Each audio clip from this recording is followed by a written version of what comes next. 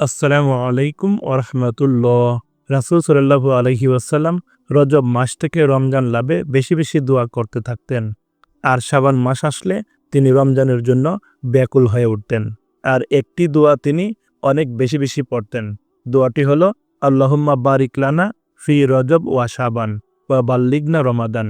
অর্থাৎ, হে আল্লাহ, রজব ও শাবানে আমাদের বরকত দিন এবং রমাদান পর্যন্ত আমাদের পৌঁছে দিন।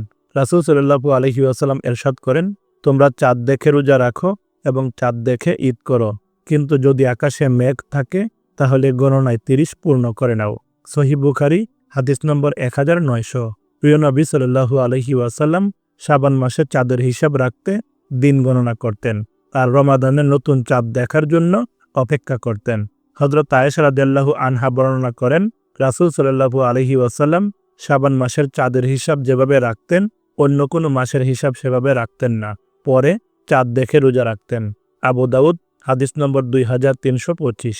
রাসূল সাল্লাল্লাহু আলাইহি ওয়াসাল্লাম শাবান মাসের 29 তারিখ সন্ধ্যায় রমজানের চাঁদের অনুসন্ধান করতেন। এমনকি সাহাবীদের চাঁদ দেখতে বলতেন। রমাদানের নতুন চাঁদ দেখলে প্রিয় নবী সাল্লাল্লাহু আলাইহি ওয়াসাল্লাম কল্যাণ ও বরকতের দোয়া করতেন। নতুন চাঁদকে আরবিতে বলে হিলাল। হিলাল হচ্ছে 1 থেকে 3 তারিখের চাঁদ।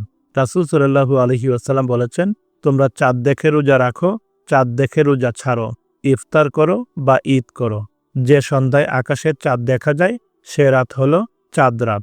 আরবি চন্দ্র বছরের 9ম মাস রমাদান এবং 10ম মাস শাওয়াল। যে কোনো মাসের নতুন চাঁদ, এমনকি রোজা ও ঈদের চাঁদ দেখার দোয়া এটি। এবং রাসূল সাল্লাল্লাহু আলাইহি ওয়াসাল্লাম নতুন চাঁদ দেখলেই দোয়া পড়তেন। শাবান মাসের 29 তারিখ রমাদানের চাঁদ দেখা গেলে সন্ধ্যা থেকেই রমাদানের আমেজ নিয়ে রাতের তারাবি নামাজ আদায় করেন মুসলিম উম্মাহ। ভোররাতে সেহরি খাওয়ার মাধ্যমে শুরু হয় সিয়াম সাধনা। তবে যদি শাবান মাসের 29 তারিখে রমাদানের চাঁদ দেখা না যায় তাহলে শাবান মাস 30 দিন পূর্ণ করে পরের দিন থেকে রমাদান শুরু হবে। আর এই রমাদানের নতুন চাঁদ দেখার সঙ্গে সঙ্গেই মুসলিম উম্মাহ প্রিয় নবী সাল্লাল্লাহু আলাইহি ওয়াসাল্লামের একটি আমল করার সুযোগ পাবে। তিনি নতুন চাঁদ দেখলেই দোয়া পড়তেন। হযরত তালহা ইবনে ওবায়দুল্লাহ রাদিয়াল্লাহু আনহু বলেন, রাসূল সাল্লাল্লাহু আলাইহি ওয়াসাল্লাম যখন নতুন চাঁদ দেখতেন তখন বলতেন, আল্লাহু আকবার, আল্লাহুম্মা আহিল্লাহু আলাইনা বিল আমনি ওয়াল ঈমানি ওয়াস সালামাতি ওয়াল ইসলামি ওয়াত তাওফীকি লিমা তুহিব্বু ওয়া তারদা রব্বুনা ওয়া রব্বুকাল্লাহ।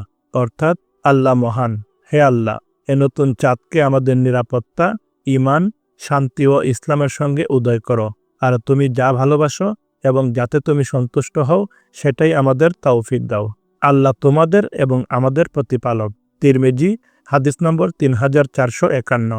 রমজানের চাঁদ দেখলে প্রিয় নবীজি অনেক খুশি হতেন।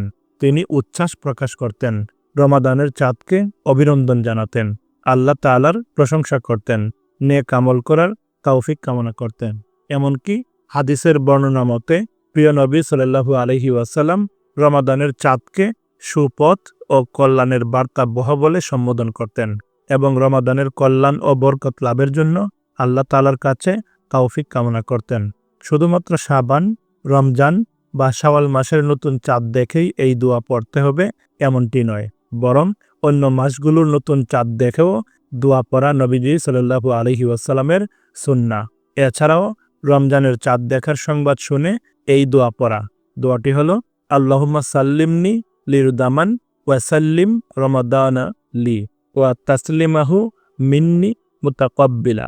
অর্থাৎ, হে আল্লাহ, আমাকে শান্তিময় রমাদান দান করুন, রমাদানকে আমার জন্য শান্তিময় করুন, রমাদানের শান্তি আমার জন্য কবুল করুন। তাবারানী হাদিস নম্বর 284। মহান আল্লাহ তাআলা আমাদেরকে রমাদানের চাঁদ দেখে হাদিসে বর্ণিত দোয়া পড়ার তৌফিক দান করুন। পবিত্র রমাদানে যথাযথভাবে রোজা রাখা ও বেশি বেশি নেক আমল করার তৌফিক দান করুন। আমিন।